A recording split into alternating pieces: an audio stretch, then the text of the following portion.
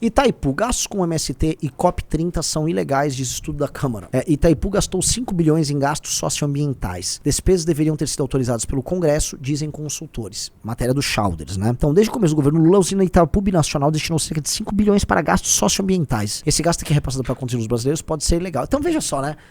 Nós temos agora um gasto socioambiental. É que esse investimento que inclui repasses pro MST e gastos com aquele evento que não deveria acontecer, que é a COP30, eu volto a colocar, você que tá me assistindo é do Pará, entenda um negócio, por mais que você ache, eu vou ter protagonismo, não, porque as pessoas vão comer açaí ao redor do mundo, mentira, tá?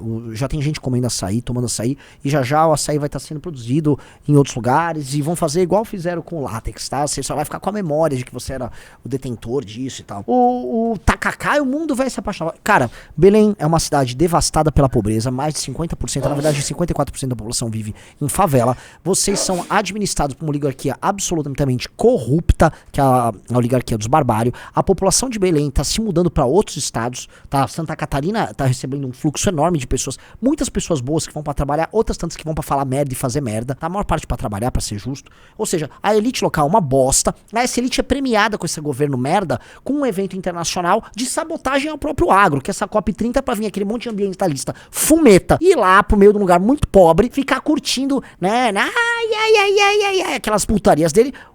O governo vai roubar. Já tem escândalo envolvendo isso, já teve verba a mais, já teve superfaturamento a mais, vai esses repassos picaretas pra isso, e vocês do Pará estão sendo levados àquele que qualquer um que fale que isso é um absurdo, é que tá com inveja, é que não quer deixar a gente brilhar. Vocês não estão brilhando, vocês estão sendo roubados. E não só vocês estão sendo roubados, tá? O resto do Brasil inteiro tá sendo roubado com isso. E vocês não estão vendo os seus reais problemas serem tocados, porque o populista da família populista mais vagabunda que tem, que são os barbalhos aí do Pará, vai querer lucrar politicamente com isso. Tá? Então assim, parem de se comportar como se fosse um sujeito tosco que fica aplaudindo, sei lá, que vai dar a emenda pro Wesley Safadão fazer um show. Seja cidadão, cara, cobre esse vagabundo. População do Pará, por mais que eu fale isso, você não goste, eu não tô aqui pra você gostar de mim. Você não quer gostar de mim, problema seu, tá? Agora eu tô falando assim, você tá doente, faça alguma coisa pra doença. Se quer ouvir assim, não, você tá bem, vai pra festa, então beleza, se mate na festa, depois se lembre que eu avisei. Que isso aí é um saco mesmo. E repasse de dinheiro pro MST é a lógica desse governo, ele sempre fez essa merda, é a lógica do PT. Lembrando que agora me falaram também que no interior do estado de São Paulo, um parque que era um terreno da União foi dado pro MST administrar, não sei se foi em Rio Claro, alguém levanta aí. Ou seja, uma administração de um terreno, um parque, foi passado do governo federal pro MST administrar uma cidade do interior de São Paulo. Que isso? Alguém tem que judicializar essa bagaça urgentemente. Se a galera, o gabinete do Guto tá ouvindo, vamos judicializar essa merda, nem sei se dá, mas espero que dê. É um troço absurdo. Veja só a matéria do Estadão, né? O Brasil paga a conta da imprudência de Lula.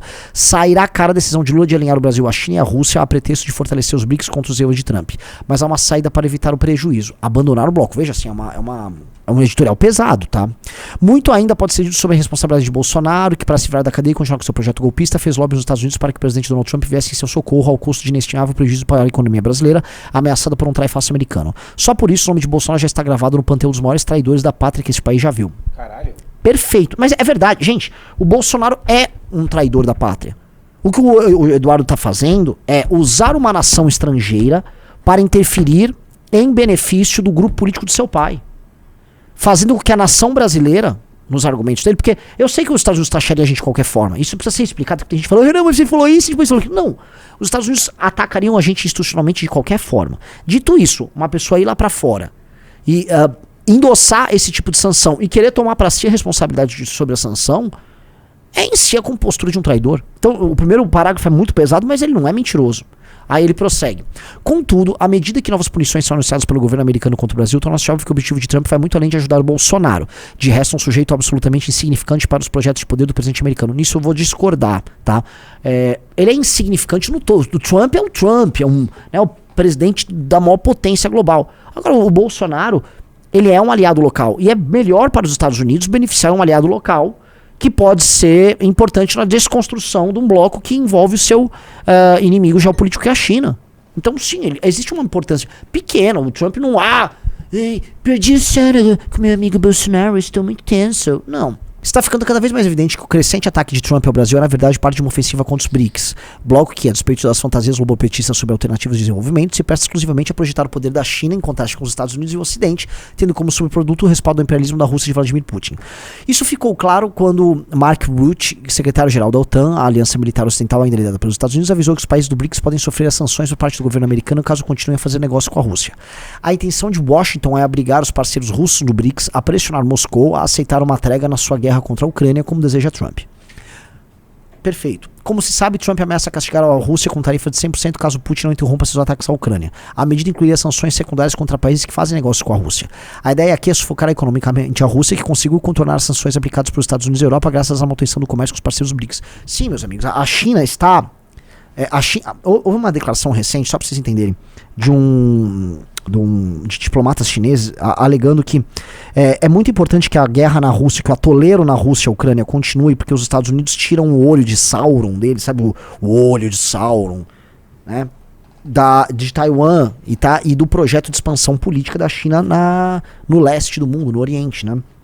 Então, é bom ficar lá naquele atoleiro. Então, eles precisam que a Rússia fique no atoleiro. E eles, ao mesmo tempo, com a Rússia precisando escoar sua produção, normalmente produção de commodities, isso ajuda a desdolarizar em certa medida o mundo, deixar o mundo fora dos sistemas pós Segunda Guerra Mundial, pós Bretton Woods, os sistemas globais de conversão de dinheiro, transferência de dinheiro, de consecução de negócios, né? Então, para a China foi interessante isso, e ficou demonstrado que a Rússia se manteve de pé, porque essa alternativa foi construída, e foi uma alternativa tão malandra, né? A gente conhece um pouco disso, conversando até com pessoas nossas que estão inseridas nesse mundo das commodities, que muito produto, como gás nem tanto, mas petróleo russo foi refinado em outros lugares, navio russo ia para outro lugar, tal, quando você viu, tava todo mundo comprando petróleo russo, ou subprodutos de petróleo russo, e eles abasteceram o mercado global do mesmo jeito, tá? Ademais, a ofensiva contra os BRICS insere-se no objetivo maior de Trump, que é minar o poder da China. Para isso, escolheu o Brasil como saco de pancadas, um alvo fácil da sua limitada capacidade de reagir e de arregimentar a influência contra o seu. Não é só pela fraqueza, tá?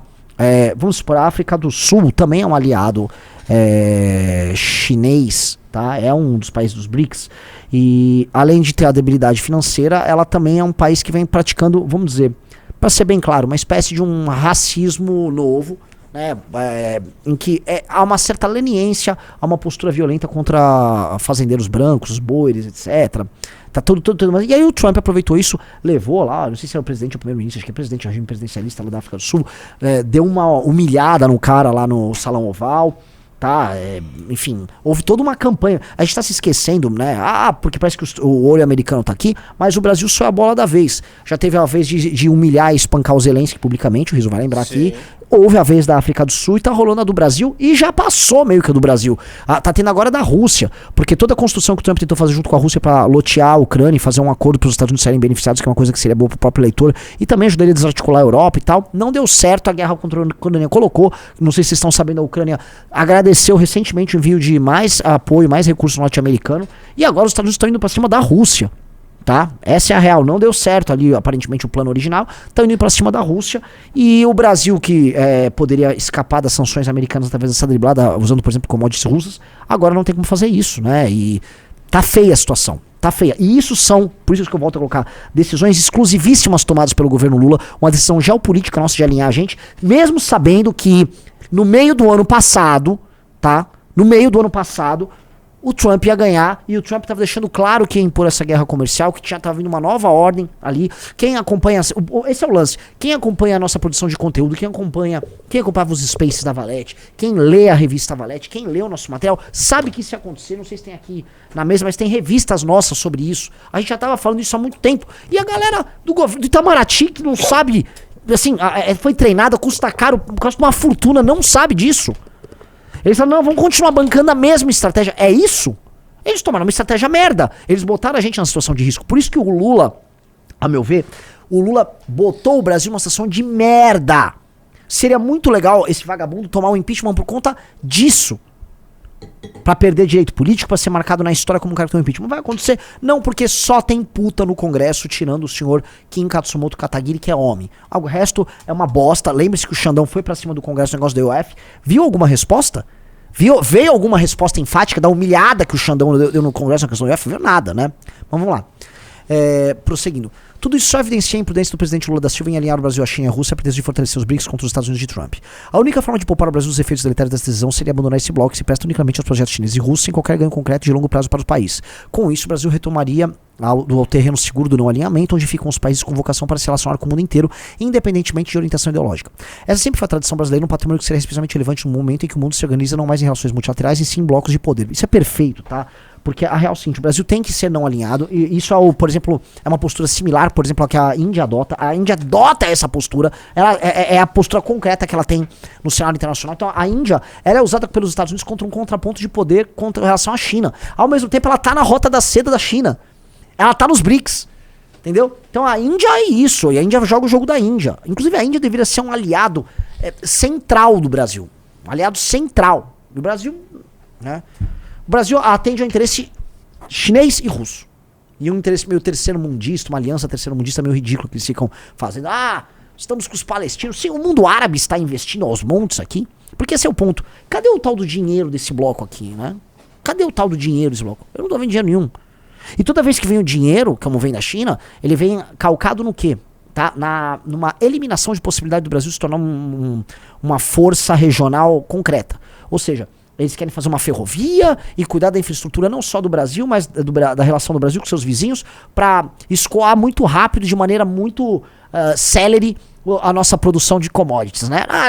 A nossa posição na divisão internacional do trabalho para a CS. Seremos sempre, e administrados cada vez mais pela China, exportadores de matéria-prima. Que posição bosta! E mais, abdicar de vez de qualquer possibilidade de sermos lideranças regionais. Isso é muito louco, porque isso está acontecendo no meio do governo do PT, que é um governo que tentou fazer, vamos dizer, uma política regional de projeção de poder, né? Lembra da Unasul, que a época a gente combateu? A ideia da Unasul, para muita gente, era que aquilo seria vamos dizer, um comando, uma central de comando bolivariana, que reduziria, vamos dizer, a autonomia não só de outras nações, mas a própria autonomia brasileira. Mas, cada vez mais, talvez seja o caso da gente rever, isso está previsto no quarto fascículo do Livro Amarelo, a ideia da Unasul, né, dentro de um novo governo, um governo da missão, por exemplo, em que a gente projete poder para as Américas, em que a gente olhe para a América do Sul e fale, vamos fazer um marco regulatório comum de competitividade, porque a gente enfrentar esse mundo aí, a gente vai ter que se ajudar aqui na América do Sul para poder enfrentar o bloco americano e o bloco chinês, não enfrentar em guerra, mas a gente ter meios de conversar e negociar e fazer bons negócios pra gente. Então a gente pode ter um marco comum de circulação de dinheiro, circulação de mercadoria, construção de um aparato militar comum, juntos enfrentarmos o tráfico de drogas, defender as soberanias, tá? Que é uma coisa que é um sonho. Imagina a gente derrotar o crime organizado no Brasil e depois olhar, Bolívia, vamos ajudar vocês. Peru, vamos ajudar vocês. Colômbia, vamos ajudar vocês, tá? Venezuela, vai chegar um momento assim, se o Brasil projeta poder, vamos ajudar a Venezuela. Até porque hoje, se não me engano, 90% da droga que vai para os Estados Unidos e sobe para o norte, que sai da Colômbia, Peru, etc., ela passa pela Venezuela. A Venezuela é o principal entreposto para você receber a droga e mandar para lá, tá? Então o Brasil tinha que projetar esse poder, só que ele tá abdicando disso. O Lula tá abdicando. O que o Lula faz é também traição nacional. O que o Lula e o Bolsonaro são ambos traidores do Brasil e homens de mente pequena, desse tamanhico, que olham apenas para os seus projetos específicos de poder e cagam para a capacidade que o Brasil tem de ser um lugar grande, tá? E o Brasil tem que ser um negócio grande, cara. O Brasil foi mantido... Olha só. Mas eu queria deixar isso aqui claro pra vocês, tá? O Brasil vai precisar projetar o poder pra América e o Lula, pelo contrário, ele reduziu o Brasil a ele próprio uma projeção do poder chinês nas Américas, o que é vergonhoso, e isso explica, já que o Brasil é um instrumento de projeção de poder chinês nas Américas, e o Lula ainda tentou transformar isso numa projeção de poder internacional, tipo, eu sou o líder do mundo de desenvolvimento, vamos falar a verdade, o Lula falou, eu sou o representante dos pobrinhos amigos da China, os terceiro-mundistas amigos da China, e se fudeu. Vamos lá. Veja só o que ele fala, o Estadão volta, né? Não é prudente, portanto, que o Brasil escolha um desses blocos, dado que o país não tem capacidade militar nem poder econômico para ser protagonista no novo arranjo global. Mas Lula nunca foi prudente, sempre que pôde, movido por suas fantasias megalomaníacas e por suas convicções terceiro-mundistas, põe o Brasil em situações potencialmente danosas, sobretudo quando apoia autocracias que só porque estas se dispõem a desafiar os égos. Perfeito. Em seu discurso mais recente na Copa dos BRICS, Lula reforçou seu anti-americanismo e sua vassalagem à China ao tornar a defender o fim do uso do dólar como moeda comercial global, como se a adoção da moeda americana para esse fim fosse fruto da vontade de alguém e não o resultado de condições geopolíticas de mercado. Perfeita. Parece que assim, é só trocar pelo Yuan, né? Vamos falar, você quer que seja o Yuan ou, vamos dizer, um arranjo criado pelos BRICS, que seria controlado no fim do dia pela China. A gente fala no Livro Amarelo, só para deixar claro, tá? a gente aos poucos, tá? Desdolarizar a América do Sul, por exemplo, né? E não como uma retaliação aos Estados Unidos, mas como forma de projetar poder na nossa região, tá? Da gente fortalecer a nossa região como bloco e não eliminar, mas ter um percentual em que a gente, né, ou use o real, mas em geral tem que ser o real, né? A gente arruma os nossos fundamentos econômicos para um dia, e acho que bem para frente, que hoje a gente não tem nem perto de ter condição para isso, a gente projetar esse poder na nossa região, né? E não hoje se colocar como vassalo no discurso para a projeção de poder da China.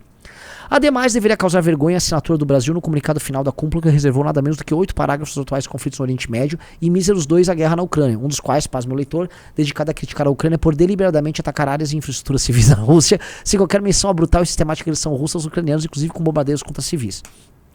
Assim, russos e chineses devem ter saído muito satisfeitos desse regabof anti-americano. Já o Brasil, como se vê agora, ficou com a... Exatamente! E não à toa o Xi Jinping nem veio aqui. Porque me parece que é o seguinte, tá? O Lula, né? Tudo que o Lula quer, a gente tem que entender, o Lula é um vaidoso.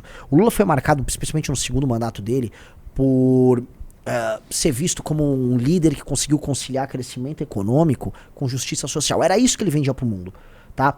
Olha, o Lula foi um cara que fez o Brasil crescer muito e ao mesmo tempo fez justiça social, ele cuidava de pobre. Viu? É possível essa fórmula. Talvez vocês não se lembrem, tá? Quem for da minha idade vai lembrar. O Rizzo era mais novinho, mas aquela época, quando os petistas falavam, viu, vocês liberais sempre tiveram errados, nunca foi sobre a agenda de austeridade, é pra dar Bolsa Família, é pro governo investir as coisas, e a economia vai crescer sim. E aí meio que eles ganharam aquele debate naquela época. E aí foi firmado um modelo de desenvolvimento baseado no aumento do custeio, no endividamento, tá? No protecionismo, no paternalismo. E aí surgiram até aquelas formas que foram repetidas por anos seguidos, do tipo, sei lá, R$1 investido no Bolsa Família vira tanto na economia, tá? Isso é muito bom. Não, e era mentira! Era mentira, tanto que o Brasil quebrou a partir de 2013. O Brasil tem uma quebra. O Brasil quebra economicamente, tá? E essa quebra econômica é decorrente das decisões horríveis que foram tomadas lá na época, né? Essa era a forma como o Lula se mostrava pro mundo, porque o Brasil estava tendo números de crescimento muito altos, investimento interno muito alto, dinheiro gringo entrando, China e, enfim, outros países puxando os nossos commodities. E aí, essa ilusão foi firmada. Eu lembro que eu estava na Alemanha em 2009. Eu peguei um táxi, aí o taxista, que era, sei lá, tipo um paquistanês, ele falou, você é do Brasil, Mr. Lula is a great man, elogiando o Lula, né, porque parecia que o Lula achou uma fórmula pro terceiro mundo.